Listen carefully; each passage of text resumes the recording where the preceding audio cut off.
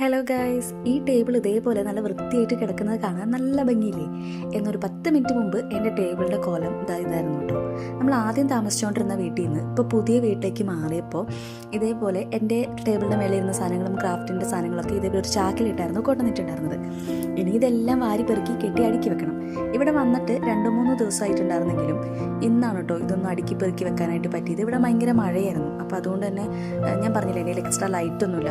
അപ്പം നാച്ചുറൽ ലൈറ്റിൽ വേണം എടുക്കാൻ വേണ്ടിയിട്ട്. മഴയായിട്ട് മൊത്തം ഇരുണ്ട് കിടക്കുന്നതുകൊണ്ടാണ് ഇത്രയും ദിവസം എടുക്കാതിരുന്നത്.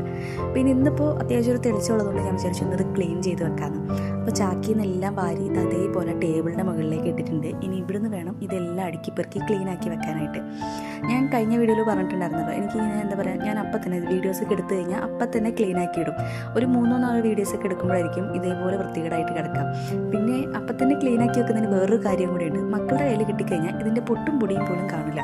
അവന്മാരിത് എന്താക്കുന്നു ഒരു പിടുത്തവും കിട്ടില്ല. അപ്പം ഞാൻ എന്ത് ചെയ്യും, അപ്പം തന്നെ എടുത്ത് വെച്ചേക്കുവാണെങ്കിൽ അവന്മാരുടെ കയ്യിൽ കിട്ടാണ്ട് എവിടെയെങ്കിലും ഭദ്രമായിട്ട് എടുത്ത് വെക്കാം എന്നൊരു ഉദ്ദേശത്തോട് കൂടിയിട്ടാണ് അപ്പം തന്നെ ക്ലീൻ ആക്കി വെക്കാൻ കേട്ടോ. പിന്നെ ഇങ്ങനെ എപ്പോഴും ഇങ്ങനെ ക്ലീൻ ആക്കി വെക്കുമ്പോൾ നമുക്കൊരു മനസ്സുഖം. പിന്നെ പെട്ടെന്ന് നമ്മൾ വീഡിയോ എടുക്കാനൊക്കെ ചിലപ്പോൾ പെട്ടെന്നായിരിക്കും നമുക്ക് വീഡിയോ എടുക്കാനൊക്കെ തോന്നും. അപ്പോൾ ഒന്ന് നോക്കുമ്പോൾ ഇങ്ങനെ വൃത്തികേടായിട്ട് കിടക്കുകയാണെങ്കിൽ അത് ബുദ്ധിമുട്ടായിരിക്കില്ലേ.